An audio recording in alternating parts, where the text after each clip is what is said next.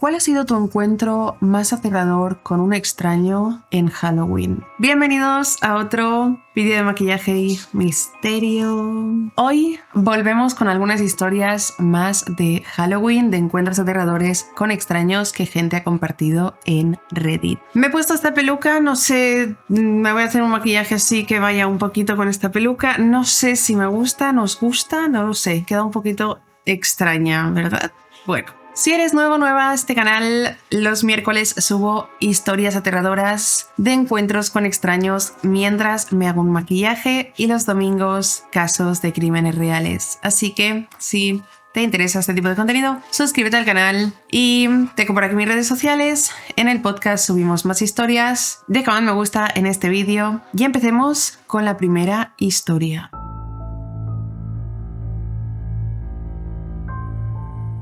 A veces el peligro no aparece en las sombras de la noche, sino a plena luz del día, cuando todo parece normal. Esta es la historia de Sydney, una joven que decidió aprovechar la tarde para salir a correr y despejarse después del trabajo. Pero lo que comenzó como una simple ruta por el canal terminó convirtiéndose en una experiencia aterradora, una que todavía le hace mirar por encima del hombro cada vez que corre sola. Una historia que demuestra que la intuición puede ser la diferencia entre volver a casa o no hacerlo jamás. La historia se titula "Estoy bastante segura de que casi caí en una siniestra trampa de Halloween". Esto ocurrió hace apenas unas horas. Sydney llamó a la policía y ahora está en casa sana y salva, pero todavía siente que está en shock. Y escribir lo que le pasó dice que tal vez puede ayudarla a procesarlo. Sydney había terminado temprano en el trabajo y decidió salir a correr. Eran alrededor de las 4:30 de la tarde. Como sus rutas habituales cruzaban muchas calles, optó por una alternativa, un camino junto al canal, seguido de algunos senderos entre el bosque, más tranquilos, más silenciosos. Era un recorrido que conocía bien y aunque sabía que no solía haber mucha gente, le pareció buena idea. Al principio todo iba perfecto. Ella estaba disfrutando de la soledad hasta que al llegar a un sendero de regreso, a unos 6 kilómetros dentro de la ruta, algo empezó a sentirse distinto. El sendero era largo y recto, con el canal a un lado y al otro lado un amplio terreno baldío donde antes alzaban fábricas. Ahora todo eso eran solo ruinas, estructuras oxidadas, muros cubiertos de hiedra y montones de ladrillos medio hundidos entre la maleza. Básicamente, a un lado tenía el canal y al otro lado tenía un descampado abandonado. Sydney recordaba ese lugar desde pequeña. Siempre había estado abandonado, desierto, como si el tiempo se hubiera detenido ahí. Mientras avanzaba, llegó a una parte donde aún quedaban restos de una vieja fábrica de ladrillo rojo, con una escalera mecánica de incendios que subía por la pared. Fue entonces cuando vio a un hombre de aspecto duro, con la ropa sucia, con barba, sentado sobre el muro con las piernas colgando. En cuanto él la vio, saltó y le gritó algo. Sydney no entendió las palabras, solo el tono brusco y urgente. Ella redujo el paso sin saber qué hacer. Y al llegar a su altura, escuchó con claridad: "Oye, espera, ¿puedes ayudarme a encontrar mi teléfono?".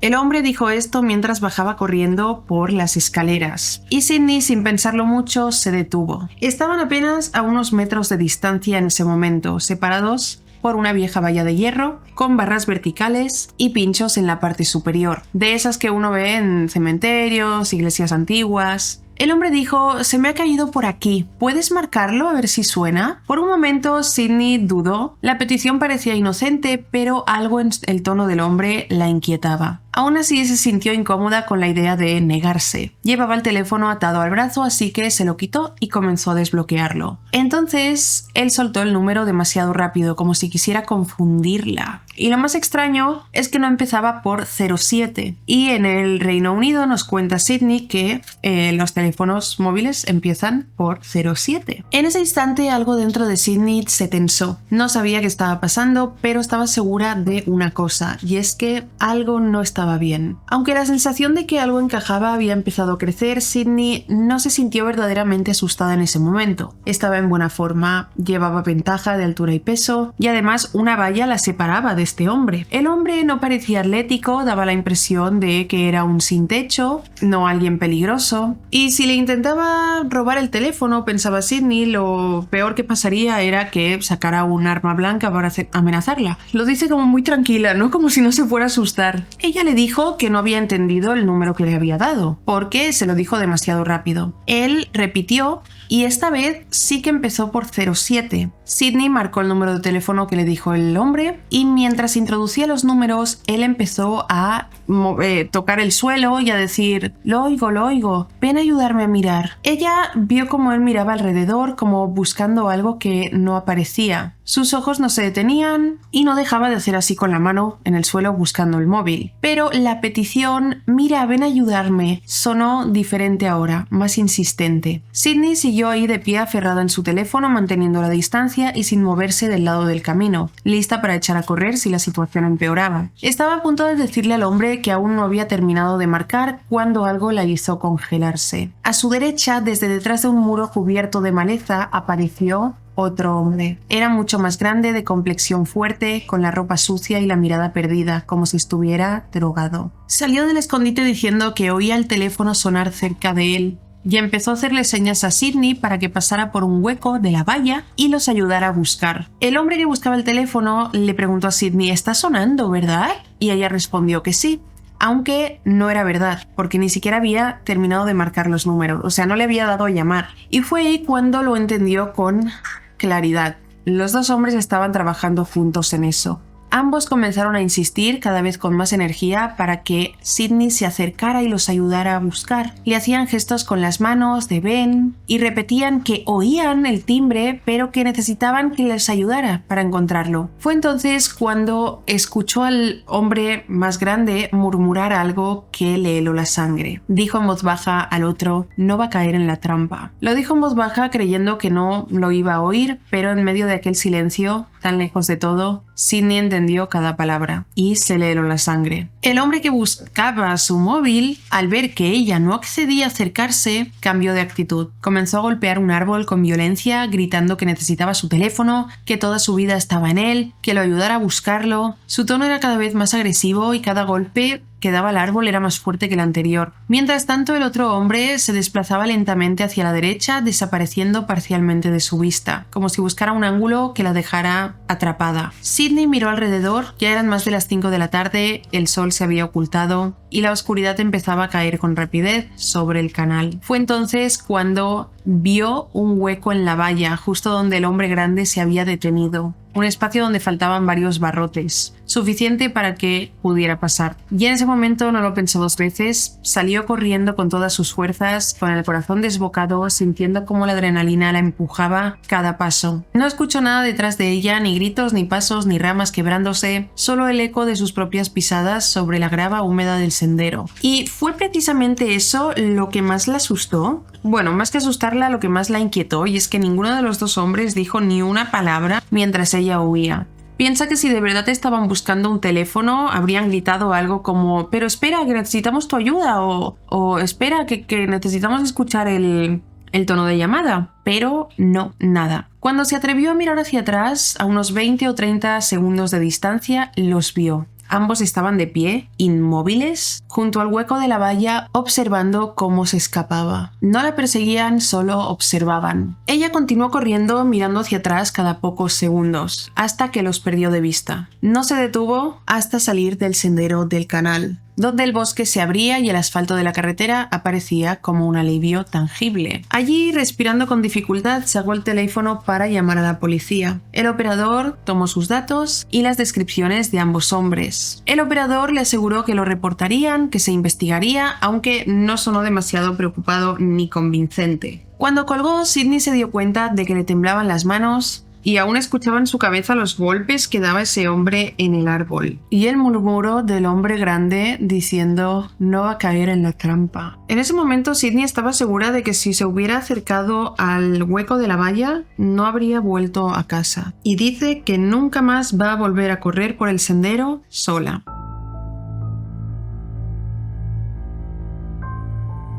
La segunda historia de hoy parece sacada de una película de terror. Va sobre una pareja que tenía una tienda de antigüedades en un viejo granero, un edificio enorme con 5 plantas, pasillos llenos de muebles antiguos y un sótano que ocultaba algo más que nadie imaginaba. Todo empezó una noche de Halloween cuando la alarma de movimiento se activó y ellos decidieron revisarla. Pensaban que encontrarían un gato, un pájaro, pero lo que encontraron fue mucho peor. Y la historia se titula El peor juego de escondite de Halloween de la historia. Courtney y su marido Will tenían un pequeño negocio de antigüedades instalado en un viejo granero, un edificio enorme y peculiar con 5 plantas llenas de objetos antiguos, vitrinas y muebles de todas las épocas. En el mismo lugar, en el mismo edificio, también estaban activos otros locales, había un restaurante y así. Aquel año Halloween cayó el lunes. Cerraron el negocio a las 5 de la tarde, como siempre, y decidieron ir a cenar temprano al otro lado de la ciudad. Lo que sonó en el teléfono era Sonitrol, la empresa de seguridad, un detector de movimiento que tenían instalado en la planta baja y en ese momento se había activado. Will y Courtney salieron de inmediato, convencidos de que debía tratarse de algo sin importancia. Will dijo seguro que es un pájaro y ella dijo o una rata, aunque sabían que no había ratas en este edificio. Quizá un gato, pensaron que se había colado, pero seguramente nada grave. Cuando llegaron, el lugar estaba completamente oscuro. Courtney subió a la planta principal, desactivó la alarma y empezó a hacer ruido con las llaves y de una enorme puerta de hierro que separaba cada piso. Mientras tanto, Will revisaba el perímetro del edificio y todas las puertas y ventanas estaban intactas, sin señales de forzamiento. Cuando ya lo miraron todo, Courtney dijo, sin duda ha sido un pájaro. Y él añadió, o una rata o un gato, tratando de sonar convincentes. En ese momento ya era completamente de noche. Estaba todo oscuro, el aire era denso, frío. Courtney respiró hondo y bajó hacia la planta donde se había activado la alarma, esperando escuchar los pasos de Will detrás de ella. Encendió la linterna del móvil, miró hacia la esquina donde parpadeaba el ojo rojo del monitor, del detector de movimientos, y mientras Will estaba caminando por unos pasillos un poco más allá, y entonces de repente vio un kit de robo tirado en medio del suelo. El kit tenía cizallas, un extintor, herramientas preparadas, todo ahí dejado como si alguien se hubiera detenido un momento y se hubiera ido. El hallazgo lo dejó inmóvil. Ese equipo no era de ellos, no era de algún trabajador, sino que parecía algo escalofriante. Aquí Will y Courtney nos han adjuntado una foto de este kit. Inmediatamente los dos entraron en pánico. Había alguien ahí dentro, pero no había ninguna ventana rota, ninguna puerta forzada. Eso solo podía significar una cosa. La persona que había traído esas herramientas seguía ahí dentro, en la oscuridad, con ellos. Courtney sintió como el corazón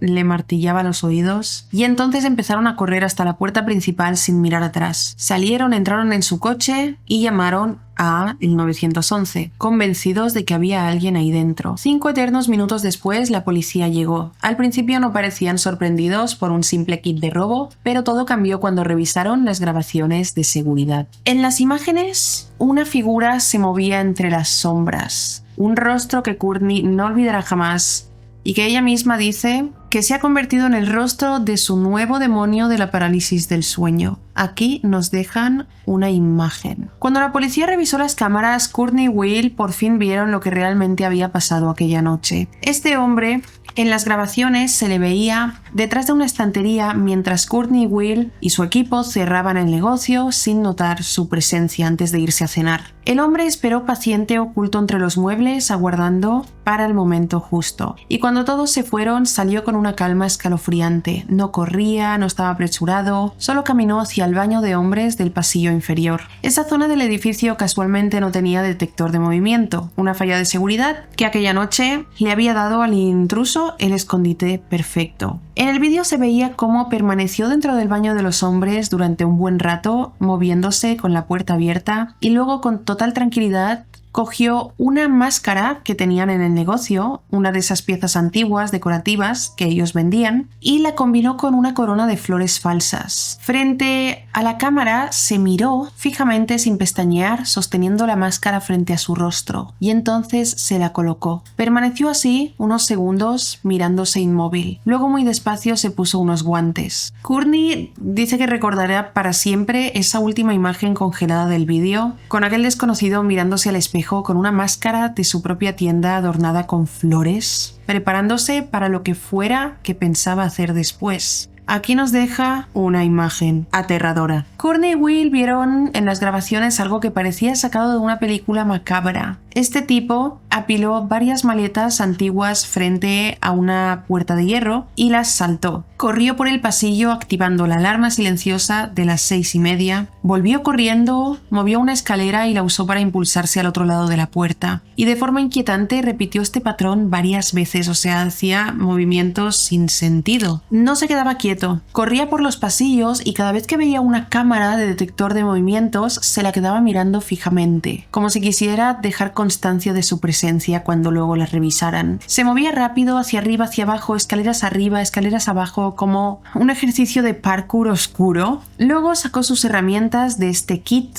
de robo y con una palanca forzó una de las cajas fuertes de acero y con calma arrancó un manojo de llaves. Con esas llaves accedió a abrir vitrinas y cerraduras internas. Aquí nos dejan otra foto. En el vídeo, Courtney y Will vieron el momento exacto en el que ellos llegaron a la tienda mientras este hombre estaba por ahí. Cuando este hombre los escuchó entrar, se ve cómo tiró el kit de herramientas y las llaves robadas y se escondió. Se quedó inmóvil, observando, esperando. O sea, imaginaros el miedo. Courtney y Will estaban viendo cómo hacía unos minutos ellos habían estado ahí dentro, mirando, buscando si había alguna rata, pájaro, gato, y ver en las cámaras cómo este hombre estaba escondido. En un punto se vio como Courtney estaba mirando con la linterna, ¿os acordáis de ese momento?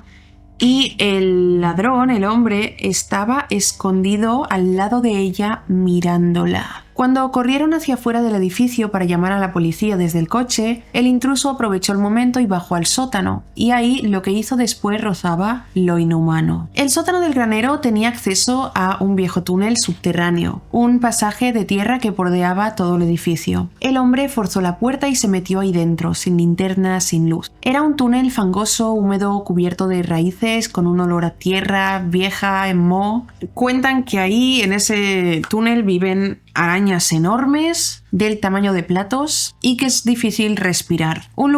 Es un lugar en el que nadie que esté en su sano juicio entraría por su propia voluntad. Y sin embargo, este hombre lo hizo. Claro, evidentemente no tenía otro sitio por el que huir. Cuando vieron por las cámaras que el hombre entraba en el túnel, se dieron cuenta de que entró de una manera como si fuera su hábitat natural, como si no fuera la primera vez que estaba ahí adentro. Aquí nos ponen otra foto. El túnel, según sabían ellos, tenía una pequeña trampilla de salida. Para llegar hasta ella había que recorrer todo el pasadizo, dar varias vueltas y finalmente aparecer en la cocina del restaurante que compartía edificio con el granero. Un recorrido estrecho, sofocante, lleno de giros y pasillos. Courtney lo sabía bien porque había estado allí una vez y recordaba que el barro del suelo dejaba huellas imposibles de ocultar. Así que cuando con la policía revisaron el lugar después del allanamiento, el detalle fue escalofriante. La entrada del túnel estaba abierta, despejada, pero no había huellas de salida por ningún lado. Y entonces miraron las cámaras del restaurante porque para salir del túnel había que llegar a la cocina del restaurante. Ahí no aparecía nadie en las cámaras. Ni los cocineros habían visto a nadie pasar por ahí, a pesar de que era una noche muy concurrida. Las horas siguientes fueron una pesadilla. Revisar todas las grabaciones, cronometrarlas, seguir el recorrido del intruso de cámara en cámara, comprobar cada rincón del edificio. Todo llevó horas. Imaginar, era un edificio de 5 plantas. Y al darse cuenta de que el hombre no había salido del túnel, eso es que a lo mejor había vuelto y estaba escondido por alguna planta. Incluso los policías, muy experimentados, empezaron a inquietarse porque al final no había explicación lógica de dónde podía estar ese hombre. El hombre había entrado, lo habían visto moverse por todas las plantas, esconderse, bajar al túnel, pero nadie lo vio salir. Courtney recuerda ese momento con un nudo en el estómago porque todos lo pensaban pero nadie lo decía en voz alta, y es que ¿dónde demonios se había metido ese hombre? Will y los oficiales no tuvieron más remedio que adentrarse en el túnel y los policías al asomarse soltaron un rotundo "ni de broma", pero Will insistió y al final se adentraron. Avanzaron casi la mitad del pasadizo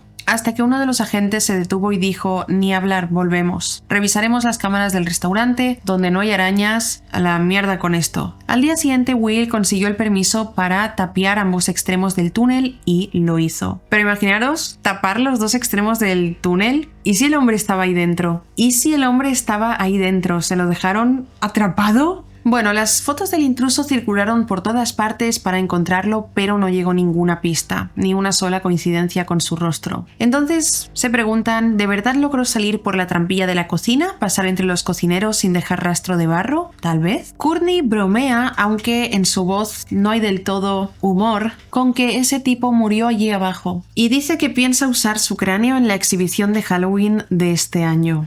Esta historia es escalofriante porque... ¿y si es verdad? ¿Y si ese hombre murió ahí abajo? No lo encontraron por ningún otro sitio, no lo encontraron por el edificio. ¿Cuál es vuestra teoría? ¿Dónde está ese hombre? Murió ahí porque tapiaron los extremos de las puertas, de la entrada y de la salida del túnel. Sospechoso todo y misterioso. Yo la verdad es que no podría volver al trabajo tranquila, ¿sabéis? Porque un edificio de 5 plantas y pensar que este hombre puede estar escondido por cualquiera.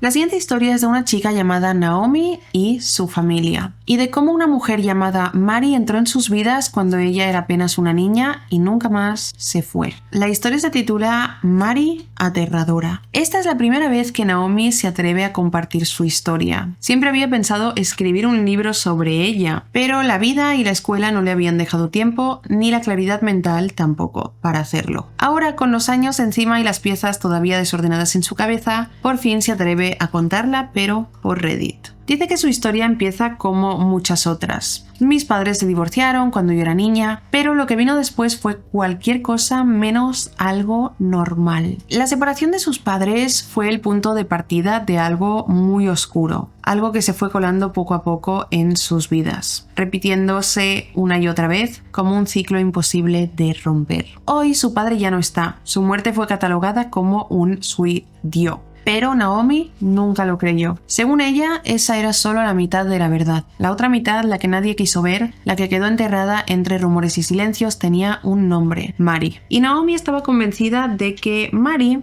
había tenido algo que ver con lo que le pasó a su padre. Cuando Naomi tenía apenas 4 años, sus padres se divorciaron. Nada fuera de lo común, pensó siempre. Conocía a muchos con la misma situación. Fines de semana divididos, manutención, visitas cada 2 semanas, todo dentro del guión habitual de un divorcio. Hasta que, en una de esas visitas, su padre les presentó a Mari. Mari tenía ojos oscuros, cabello negro, piel pálida y una obsesión evidente con el color rojo. Había algo en ella, en su forma de mirar, en la calma con la que hablaba, que a Naomi le encendió una alarma que no sabía explicar, incluso siendo tan pequeña. Aún no comprendía del todo, pero esa mujer sería el principio de una historia que la perseguiría durante años. Mari no era una desconocida en la historia familiar. De hecho, era la razón principal por la que sus padres se habían divorciado. Su padre le había sido infiel a su madre con ella. Su padre la conoció cuando trabajaba como camarero en un Red Lobster y cuando consiguió un nuevo empleo en un casino como reparador de máquinas tragamonedas. Mari lo siguió a este nuevo trabajo. Donde él iba, ella iba, siempre como una sombra.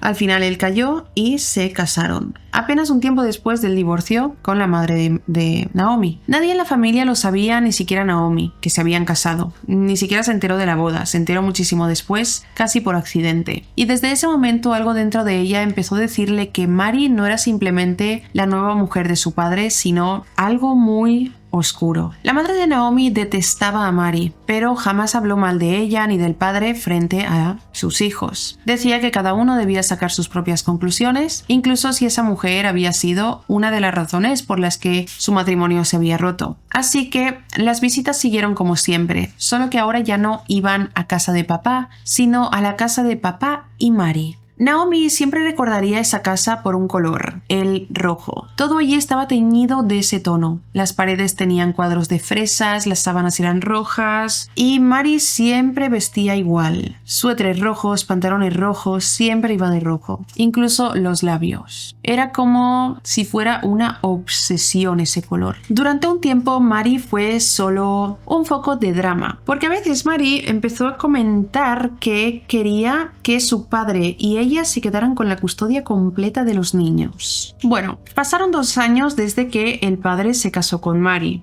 y todo continuó igual. Cuando Naomi tuvo unos 7 u 8 años, fue el primer momento en el que comprendió que algo con Mary no estaba nada bien. Su hermano menor, un niño curioso de apenas 4 años en ese momento, había arrastrado una silla del comedor hasta el refrigerador para alcanzar una caja de cereales que estaba encima. Pero cuando extendió la mano no encontró la caja, sino que de ahí sacó una pistola. Naomi se quedó paralizada por unos segundos y después gritó el nombre de su padre. Pero la reacción del padre fue extraña, como si no supiera qué decir. No pasó mucho antes de que los niños fueran enviados de vuelta a casa, días antes de lo previsto, a casa de la madre. Tiempo después Naomi supo la verdad. El arma era de Mary. Su padre ni siquiera sabía que estaba ahí, por eso se quedó en shock sin saber qué decir. A partir de ese momento todo cambió. El padre se volvió un poco problemático, discutía muchísimo con la madre de Naomi, especialmente cuando Mary estaba presente. Se volvió impredecible, impaciente, distinto. Años más tarde, ya de adulta, la madre de Naomi le confesó algo que nunca había querido contarle siendo niña, que sucedió poco después del incidente con el arma. Mary hacía llamadas en casa de la madre de Naomi, diciéndole cosas extrañas como, por ejemplo, le dijo en una ocasión: quiero tu vida. Vamos a ponerle un nombre a la madre de Naomi. Vamos a ponerle Madeleine. Madeleine era una mujer ruda que se había criado en un barrio peligroso, pero las llamadas de Mary la asustaban, tanto que consiguió una orden de alejamiento. Y ahí fue cuando Naomi entendió que Mary no solo había sido una madrastra difícil, sino que era algo mucho más peligroso. Naomi siempre pensó que cuando Mary le dijo a su madre quiero tu vida, en realidad hablaba no de quitarle la vida, sino de robarle lo que le representaba su vida, su estabilidad, su forma de salir adelante después del divorcio, sus hijos, porque se dieron cuenta de que Mary le tenía como envidia a Madeleine, ya que Madeleine era una persona madre soltera de 3 niños, que había seguido adelante, tenía un buen trabajo y todo le iba bastante bien, aún habiéndose divorciado. Y parece que eso Mary no lo podía soportar. Después de aquella llamada de quiero tu vida, la madre, Madeleine, escuchó un golpe seco en plena noche en su casa, afuera, y al salir encontró el coche con la ventanilla del conductor destrozada por un ladrillo. No se habían llevado nada ni forzado la puerta, solo le habían hecho ese daño al coche. Nunca hubo pruebas, pero Naomi y Madeleine estaban convencidas. Había sido Mary. Al poco tiempo, su padre y Mary tuvieron una hija, a la que llamaron Madison. Y mientras tanto, Madeleine rehizo su vida. Conoció a otro hombre, se casaron y decidieron mudarse a Florida, donde vivía parte de su familia. El padre y Mary vivían en Tennessee, y de ahí se fueron ellas. Durante un tiempo la distancia trajo paz, porque en ese punto solo discutían con el padre. Mary también era muy problemática, hacía cosas extrañas. Después de casi un año en Florida, Naomi y su familia regresaron a Tennessee, porque el padrastro había conseguido un mejor trabajo, y además estarían más cerca de los padres de su madre. Parecía un nuevo comienzo, pero en cuanto desempacaron las maletas, el pasado volvió a llamar a la puerta. Las llamadas empezaron casi de inmediato. El teléfono sonaba. Alguien permanecía en silencio durante unos segundos y luego colgaba. Nunca había voz, nunca una palabra, solo respiración constante, como si alguien quisiera asegurarse de que seguían ahí y de perturbar la vida de los demás. Naomi no tenía dudas, era Mary. Siempre supo que las llamadas venían de ella. ¿Por qué? Porque habían vuelto a Tennessee, habían vuelto a ver a su padre después de un año, y Mary algo de eso no lo soportaba. Las llamadas se convirtieron en una rutina enfermiza. Todos sabían quién era, pero nadie podía hacer nada. El padre, cada vez que le preguntaban, negaba todo. Y lo peor era que con el tiempo empezó a ponerse del lado de Mary. Cuando Naomi y sus hermanos mencionaban el tema, él decía que su madre los estaba manipulando, que quería que se pusieran en contra de Mary y de él, que Mary nunca haría algo así. Poco a poco la tensión fue creciendo hasta que una noche explotó. El padre llegó para recogerlas y de alguna forma Mary y Madeleine terminaron gritándose, insultándose y golpeándose. Mary fue quien atacó a Madeleine primero, y Madeleine, sin pensárselo, le devolvió el golpe con un puñetazo que la tiró al suelo directamente. Naomi y sus hermanos lo vieron todo desde la ventana del apartamento. Madeleine llamó a la policía en cuanto entró en la casa, temblando, pero finalmente no presentó cargos y el padre y Mary tampoco. El incidente simplemente se quedó ahí sin que pasara nada más, pero para Naomi esa noche marcó el punto de no retorno. Ya no quedaban dudas de que Mary no era solo tóxica, sino peligrosa. Con el tiempo, Naomi y su familia se mudaron a una casa más grande y las cosas parecieron estabilizarse. El padre y Mary empezaron a tener problemas y terminaron separándose. Naomi pensó que ese sería el final, aquella mujer desaparecería de sus vidas, pero Mary nunca se fue del todo. Cuando Mary se fue, cuando se separaron, el padre volvió a ser el de siempre, el de antes. Cariñoso, tranquilo, alguien en quien se podía confiar, e incluso empezó a pasar más tiempo con Naomi y sus hermanos, que también empezaron a pasar más tiempo con Madison, la hija que él había tenido con Mary, y por un momento todo parecía estar volviendo a la normalidad. Hasta que Mary volvió a aparecer. A ver, nunca sería para siempre porque tenía una hija con él, ¿no? Pero apareció la Mary perturbada. Primero, llamadas breves, de estas que se quedaban en silencio, luego visitas repentinas, y cada vez que estaba presente el padre cambiaba por completo. Es como que Mary le hablaba al oído a él y era como si le apagara el alma y pudiera controlarlo. Era como si le pudiera comer el coco, digamos. El padre comenzó a beber, ganó mucho peso, se volvió gris, cansado, tenía una mirada perdida. Naomi y sus hermanos lo notaban al instante. Solo hacía falta ver la expresión de su padre para saber que Mary volvía a estar cerca de él. Llegó a divorciarse oficialmente de ella, pero todos sabían que todavía a veces seguían viéndose en secreto. Era un ciclo que no terminaba nunca. Se habían divorciado, pero volvían a separarse, volvían a estar juntos, volvían a separarse, y este ciclo no terminaba. Cuando Mary estaba cerca, él dejaba de pasar tiempo con sus hijos, y las llamadas nunca terminaron. Mary continuaba llamando en la casa de Madeleine, donde vivía con Naomi y sus dos hermanos, y siempre había silencio al otro lado. Eran como un recordatorio de Mary de decirles, sigo aquí. Cuando Naomi entró en el instituto, las visitas con su padre prácticamente desaparecieron por completo. De vez en cuando hablaban por teléfono y él aparecía solo en momentos importantes. Y cuando aparecía también era distante, como que empezó a esforzarse por cumplir con lo mínimo. Luego pasaban semanas, a veces meses sin saber nada de él. Para ese momento se habían detenido las llamadas, solo porque la familia había dejado de usar teléfono fijo. Ya no tenían teléfono fijo en su casa por donde podía llamar Mary. Continuó pasando el tiempo y Naomi entró en su primer año de universidad. Era una tarde de Halloween de 2009. Naomi estaba en Walmart, cerca de su casa, comprando decoraciones para Halloween, junto a su tía, cuando algo la hizo detenerse. Una mujer caminaba lentamente detrás de ellas. Cuando su tía se giró y la miró, ambas se quedaron paralizadas porque era Mary. Aunque había pasado el tiempo, su cara seguía siendo la misma. Llevaba el cabello despeinado, ropa vieja, estaba descuidada, el cuerpo encorvado. Había algo perturbador en ella. Mary las empezó a seguir por toda la tienda. A veces se detenía al final del pasillo fingiendo mirar algo. Otras veces caminaba justo detrás de ellas sin disimular. La tía de Naomi la miraba con incredulidad,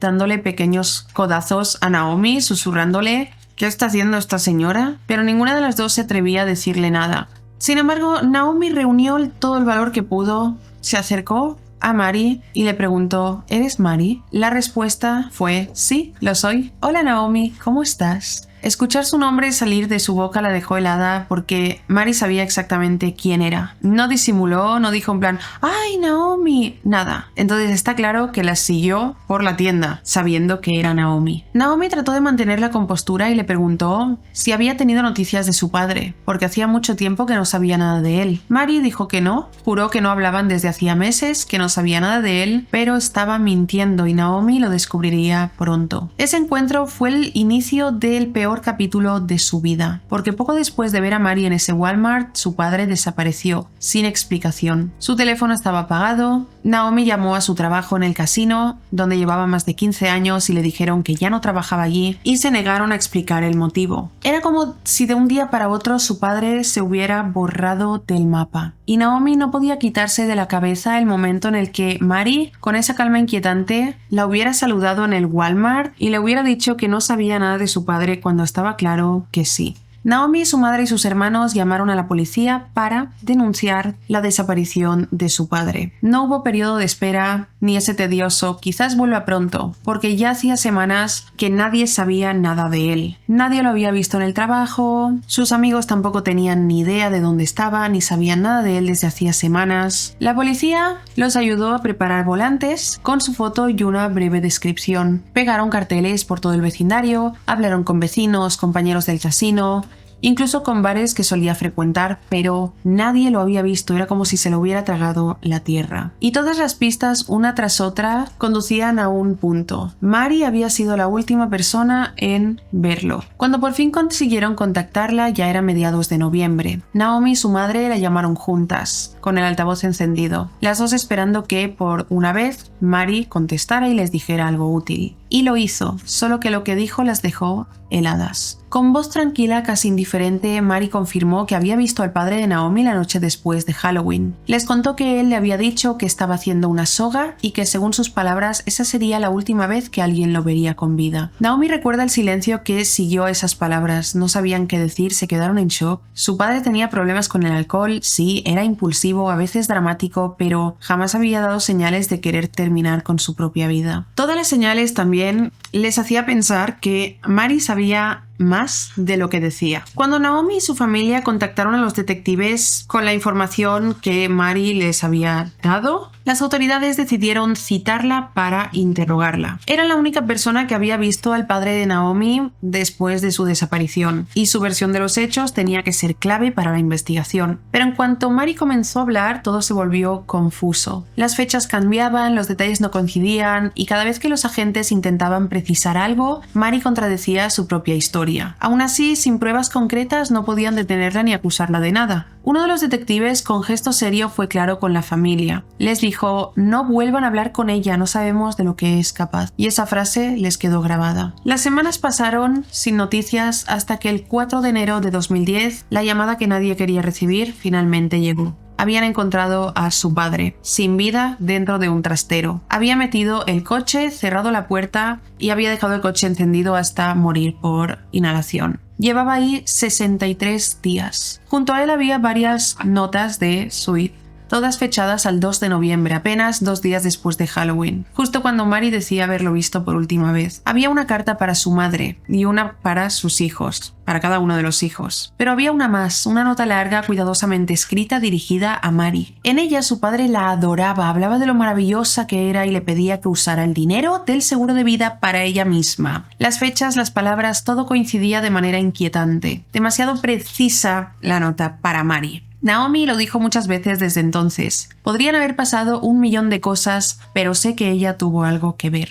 Y en el fondo nadie de la familia dudaba sobre eso. Incluso Naomi aceptaba la posibilidad de que su padre realmente se hubiera quitado la vida, pero algo dentro de ella no la dejaba en paz. Podía entender que él tenía sus propios demonios, depresión, alcoholismo, años de desgaste emocional, pero en su mente no había duda que si es que lo había hecho, Mari era quien lo había llevado al límite. No era una acusación ciega ni una excusa para el dolor. Naomi sabía reconocer la responsabilidad de su padre, pero también sabía cómo era esa mujer que lo había consumido poco a poco. Y lo más desesperante de todo era no tener pruebas, nada que pudiera señalar a Mari. Solo el instinto, la sensación de saberlo. Mari no fue invitada al funeral, no se le permitió acercarse. Madeleine y parte de la familia organizaron todo y nadie discutió la decisión. No había una sola persona en esa iglesia que no supiera quién era Mari, ni una sola persona que no la considerara una mala mujer. Pasaron unos meses y Naomi, movida por la curiosidad, buscó su nombre en Facebook y la encontró. Mari tenía un perfil de Facebook casi vacío, con solo 5 o 6 fotos. En todas aparecía con un hombre, sonriendo, feliz. Y lo más perturbador, todas las imágenes estaban fechadas del 4 de enero de 2010, el mismo día que encontraron muerto a su padre. Un año después, exactamente el 4 de enero de 2011, Mari volvió a aparecer, esta vez en la puerta de la casa de Madeleine, Naomi y sus hermanos. Ellos evidentemente no la dejaron entrar, pero Mari insistía una y otra vez diciendo que tenía cosas del padre guardadas en el coche que solo quería entregarles. Pero el miedo que tenían hacia ella era más fuerte. Le dijeron que se fuera o que llamarían a la policía. Y Mari se fue, o al menos eso pensaban. Esa misma noche, alguien, y Naomi sabía perfectamente quién, llenó el buzón de la casa con papel de seda rojo, dentro y alrededor, como si quisiera dejarles un recordatorio. El color de Mari, el color que lo había marcado todo desde el principio, el rojo. Incluso un año después de todo aquello, en 2012, Mari volvió a aparecer. Esta vez llamó directamente a la madre de Naomi, a Madeleine, diciéndole que quería verla en el estacionamiento de un Sonic Burger. Aseguró que tenía una caja con pertenencias del padre para entregarles. ¡Qué insistente!, ¿no? La propuesta sonaba inocente, pero nadie en la familia confiaba en ella. La madre de Naomi, por precaución, envió a su marido en lugar de ir ella. Él fue y esperó en el estacionamiento durante casi una hora observando cada coche que entraba y salía. Y Mari nunca apareció. A mí me da la sensación de que sí que apareció, pero como vio que no era Madeleine...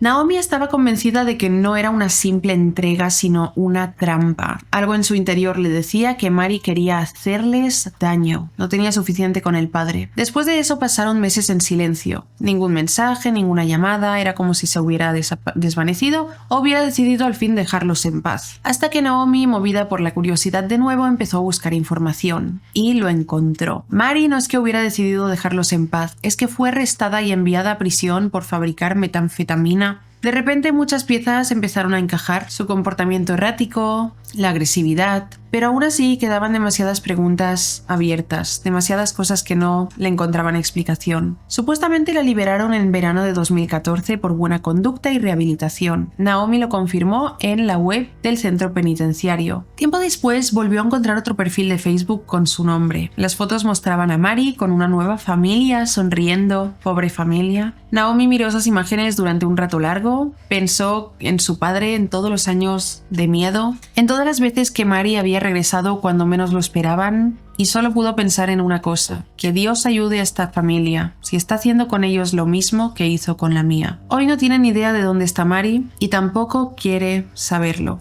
Actualización. Naomi escribió este último fragmento con las manos temblando un tiempo después de escribir la primera historia. La historia, que parecía haber quedado atrás, volvió a cobrar vida la noche del 4 de agosto de 2015. Esa fue la fecha en que Mari volvió a aparecer. Todo empezó con su hermano menor, que trabajaba en una tienda de videojuegos del centro. Eran las 8 de la noche, una jornada tranquila, cuando una joven entró al local. Era Madison, su hermanastra, la hija de Mari y el padre. Pero su propio hermano no la reconoció porque no habían tenido contacto con ella. Madison se acercó con una sonrisa y se presentó. Él respondió con educación, aunque sintió un nudo en el estómago. Algo en la voz de Madison le sonaba familiar e inquietante. Después de comprar un videojuego, ella le pidió su número de teléfono. Él, incómodo, se negó, alegando que no podía dar información personal mientras trabajaba a los clientes. Ella no insistió, simplemente sonrió y se fue, o al menos eso creyó él. Pasaron 5, tal vez 10 minutos y la puerta automática se abrió de nuevo. Madison había vuelto, pero esta vez no estaba sola. Mari, su madre, estaba con ella. Apenas las vio, el pánico le recorrió el cuerpo. La mirada de Mari, su rostro, le ponían los pelos de punta y estaba ahí parada frente a él, sonriendo. Mari y Madison fueron hasta el fondo de la tienda, susurrándose entre ellas, riendo suavemente, como si compartieran un secreto. De vez en cuando levantaban la vista y lo observaban, sin disimulo, hasta que Mari empezó a avanzar hacia el mostrador. Sus pasos lentos resonaban en el suelo brillante de la tienda, y su mirada no se apartaba ni un segundo de los ojos del hermano de Naomi. En ese momento él comprendió que la historia no había terminado. El hermano de Naomi contó después que, en cuanto Mari se acercó al mostrador, su cuerpo reaccionó antes que su mente. El corazón empezó a latirle con fuerza, el estómago se le encogió y una rabia fría le recorrió el pecho. No sabía si quería gritarle al recordar todo lo de su padre, huir o desaparecer. Pero no hizo nada de eso, optó por alejarse sin provocarla. Entró por la parte trasera de la tienda, respiró hondo y le pidió a su compañero que atendiera a esas mujeres. No pasó mucho tiempo, unos 10 minutos, tal vez menos, antes de que su compañero entrara y le dijera que ya se habían ido, que Mari no había preguntado nada ni comprado nada, solo habían estado ahí de pie observando. El hermano de Naomi estaba convencido de que todo había sido premeditado, que Mari quería hacerse notar, recordarles que seguía ahí y que Madison, su hija, había sido solo un anzuelo. Un intento torcido de retomar contacto, de fingir una conexión que nunca existió. Cuando Naomi se enteró, sintió una mezcla de rabia y agotamiento. Había pasado más de una década desde la muerte de su padre y aún así, Mari seguía apareciendo en sus vidas como una sombra. Naomi escribió en este post: "Ya no quiero que esta mujer tenga nada que ver con mi vida. No quiero que acose a mi familia, solo quiero irme lo más lejos posible de ella". Reportaron el incidente a la policía. Les dijeron que si ocurría 3 veces podrían solicitar una orden de alejamiento formal.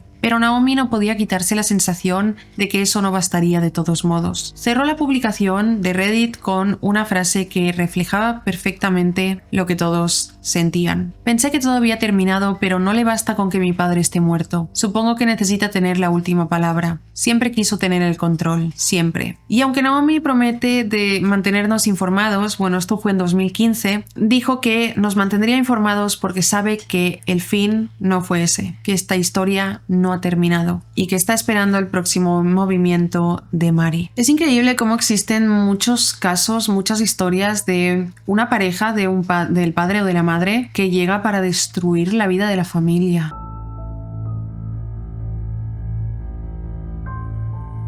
La siguiente historia empieza como algo completamente inofensivo. Una madre joven buscando amistades y apoyo que se une a un grupo de crianza por internet. Lo típico, un grupo de consejos, recetas, risas y un espacio donde sentirse acompañadas. Pero entre todas esas madres apareció una mujer diferente, carismática, amable, encantadora y embarazada de trillizos. O al menos eso decía. Lo que comenzó como una historia tierna y conmovedora terminó convirtiéndose en una de las mentiras más retorcidas y perturbadoras que ese grupo haya visto jamás. Una mentira tan bien construida que les hizo dudar incluso de su propia empatía. La historia se titula "Ella fingió tener hijos que murieron". Hace varios años, cuando Megan tuvo a su primer hijo, que hoy ya tiene 8 años, se encontró en una etapa complicada. Era joven, madre por primera vez y sin darse cuenta se había quedado sola. Sus amigos de siempre todavía estaban viviendo su vida de fiestas, viajes y salidas espontáneas. Ella, en cambio, vivía entre pañales, biberones y noches sin dormir. No fue algo intencional, simplemente ya no tenía nada en común con sus amigos. De vez en cuando alguno la visitaba, le decía lo adorable que era su bebé, pero después de eso había silencio. Megan necesitaba conexión, hablar con alguien que la entendiera, necesitaba hacerse amiga de otras madres solteras. Fue entonces cuando, por casualidad, una chica de su zona la encontró en MySpace y la envió una invitación a un foro de crianza. Un espacio lleno de madres jóvenes, con ideas parecidas a las suyas, gente con la que por fin podría sentirse comprendida y acompañada. Durante meses fue como un refugio. Entraba todos los días a chatear con otras madres, compartían recetas, consejos sobre el sueño del bebé, experiencias, risas, intercambiaban regalos, hablaban de música, de tatuajes, de su forma distinta de ver la maternidad, de todo un poco. Era una comunidad muy unida de madres. Incluso empezaron a organizar encuentros locales, pequeñas reuniones para que sus hijos jugaran juntos también, hacían fiestas de Halloween, se juntaban en bares o en parques, y por un tiempo todo fue perfecto. Megan sentía que había encontrado su lugar otra vez. Lo que no sabía era que entre esas madres había alguien que no estaba ahí solo por amistad. Durante aquella época, una nueva usuaria empezó a destacar dentro del foro. No vivía cerca, pero estaba en todas las conversaciones. Comentaba, aconsejaba, compartía fotos, se ganaba rápidamente el cariño de todos. Decía estar embarazada de pocas semanas y todas se alegraron por ella. Era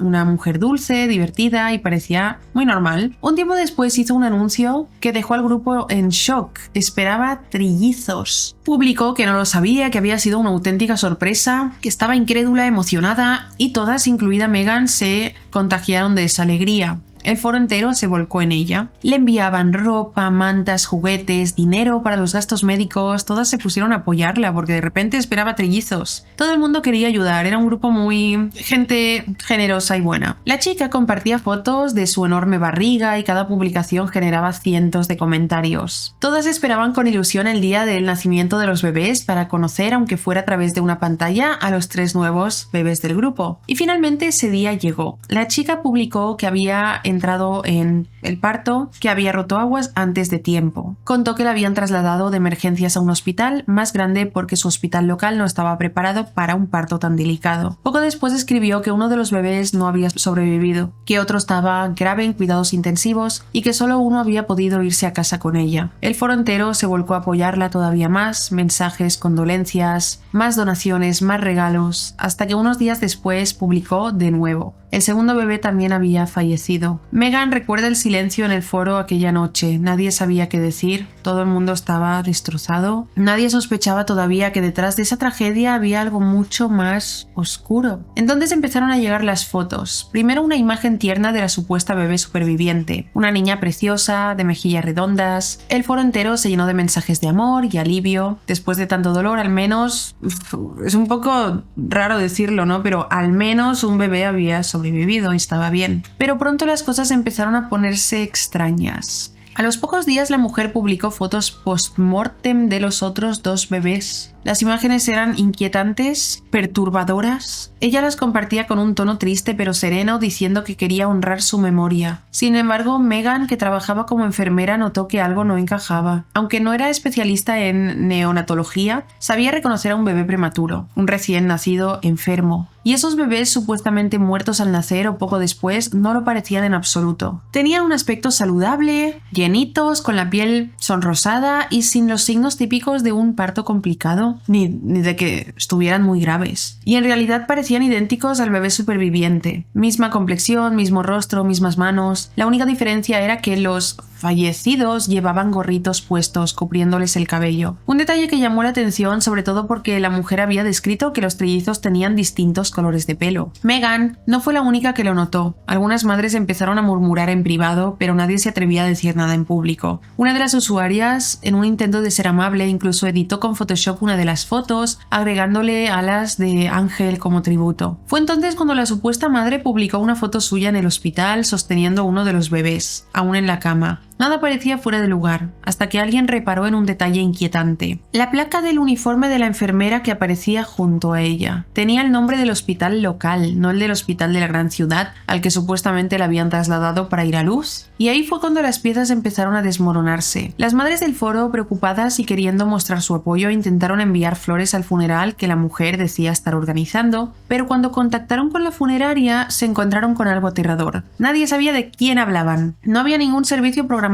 para bebés. De hecho, ninguna funeraria en toda la zona tenía registro de un funeral con ese apellido, y menos de 2 bebés. Nada tenía sentido, las historias, las fotos, los detalles, todo empezaba a apuntar a una verdad perturbadora. Aquellos trillizos quizás nunca existieron. Con el tiempo las sospechas ya eran imposibles de ignorar, las historias no cuadraban, las fechas cambiaban, los detalles se contradecían, así que los moderadores del foro decidieron investigar por su cuenta, y descubrieron toda la mentira. La mujer había mentido en absolutamente todo. Nunca estuvo embarazada de trillizos, solo tenía un bebé. Había manipulado las fechas de embarazo, de parto y luego inventó la muerte de 2 de los bebés para ganarse la atención, compasión, regalos y donaciones de las demás madres. Las pruebas estaban por todas partes. Algunas integrantes del foro que vivían cerca de ella llegaron incluso a visitarla en persona después del supuesto parto, y lo que vieron fue escalofriante. Cuando mencionaron a los otros bebés, el marido cambiaba de tema. No dijo ni una palabra, como si todo aquello fuera algo de lo que ya estaba acostumbrado a no hablar. Como si simplemente hubiera aprendido a vivir con las mentiras de su mujer. La famosa foto de su enorme barriga de trillizo resultó ser una simple trampa visual, un ángulo exagerado de un embarazo normal. Meghan recuerda pensar que incluso su propia barriga había sido más grande durante el embarazo y solo había tenido un hijo. Pero lo más doloroso no fue descubrir esta mentira, sino todo lo que eclipsó. Durante aquellos meses, mientras el foro entero se volcaba con el drama de los trillizos, 2 madres reales del grupo perdieron a sus bebés de verdad. Y ellas no pidieron nada, ni publicaron fotos, ni buscaron atención, solo lloraron en silencio y desaparecieron del grupo. Megan fue al funeral de una de ellas. Dice que fue el momento más triste y real que vivió en todo el tiempo, completamente desgarrador, y situaciones que fueron completamente opacadas por las mentiras de la madre de los trillizos. Hoy, al recordar todo esto, Megan siente alivio por no haberle enviado dinero ni regalos, pero también una profunda tristeza, porque en un espacio creado para apoyar a madres reales, una sola persona convirtió el dolor ajeno en su espectáculo personal. Después de que toda la historia saliera a la luz, toda la verdad, el grupo nunca volvió a ser el mismo. El foro siguió activo durante un tiempo, pero algo se rompió para siempre. Muchas madres dejaron el foro, otras dejaron de participar, todas compartían la misma sensación, habían sido traicionadas y estafadas. Y aunque ha pasado mucho tiempo, hay algo que todavía preocupa a Megan. Esa mujer sigue por ahí, y en algún lugar su hijo real sigue creciendo. Si alguien fue capaz de coger fotos de su hija mientras estaba dormida para fingir que eran sus otros 2 bebés muertos, solo para conseguir lástima y atención de internet, ¿qué más puede llegar a hacer esa mujer? Me parece un poco raro de esta historia que no comente si denunciaron o no a esa mujer. Puede ser que no lo hicieran, que simplemente que no le hicieron donaciones enormes, ¿no? Seguramente nadie le transfirió $500, supongo, no lo sabemos. Pero solo la expulsaron del grupo. A lo mejor no quisieron lío ni les importó como para hacer una denuncia.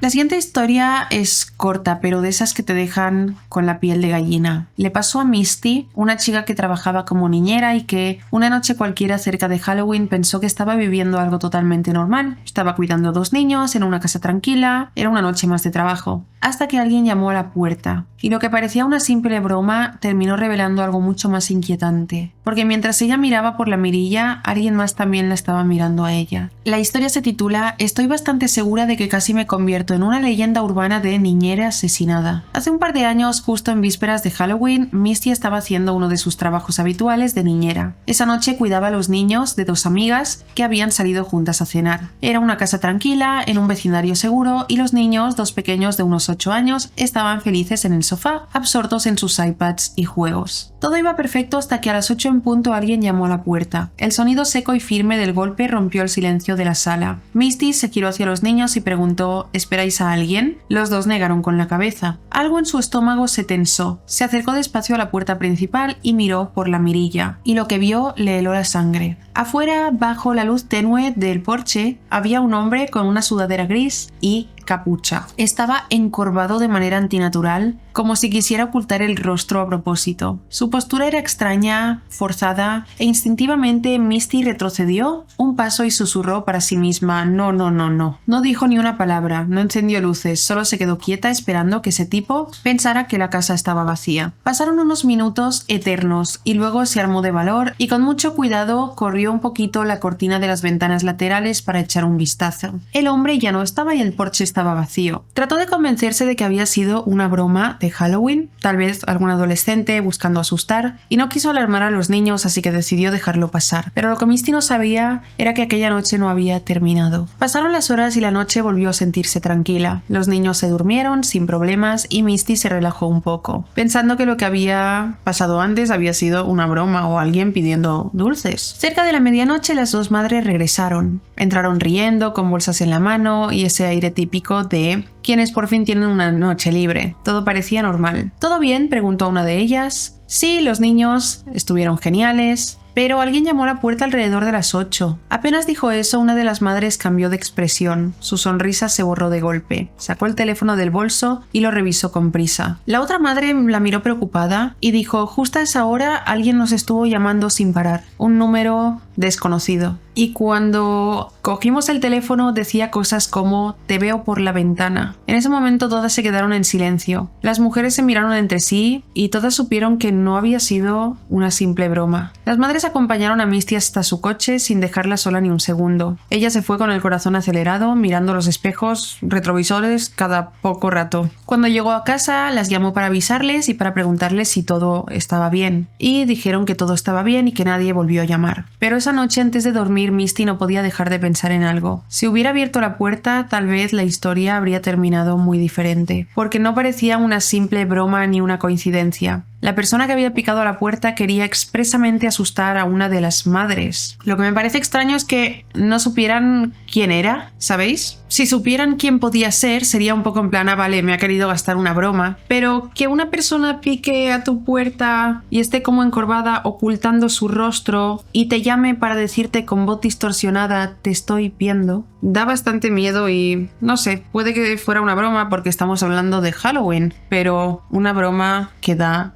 miedo. Y hasta aquí estas historias de hoy de Halloween. Dejadme en comentarios qué opináis, cuál ha sido la más aterradora. A mí se me hace muy aterradora la de Mari, aterradora. Me da la sensación de que la historia no terminó ahí, evidentemente, y ojalá en algún momento Naomi actualice, porque da la sensación de que la historia no terminó, porque Mari se la veía, o sea, tal como se habla de ella, se la ve como una persona que hasta que no llegue al fondo de sus intenciones no va a parar, y se la ve una persona que le gusta atormentar. Y ojalá, si la muerte del padre fue provocada por Mari algún día, haya alguna prueba que pueda delatarlo y esta mujer desaparezca de la vida de todos. Porque también da miedo que esa mujer haya criado a una niña. Si os ha parecido interesante este vídeo, os han gustado las historias, no olvidéis dejar un me gusta, suscribiros al canal, dejar un comentario. Podéis enviarme vuestras historias al correo que dejo por pantalla con el asunto encuentro aterrador o encuentro con extraño para que pueda diferenciarlas de las historias paranormales. Y bueno, hasta aquí. Gracias por ver mi vídeo y nos vemos en el próximo. ¡Chao!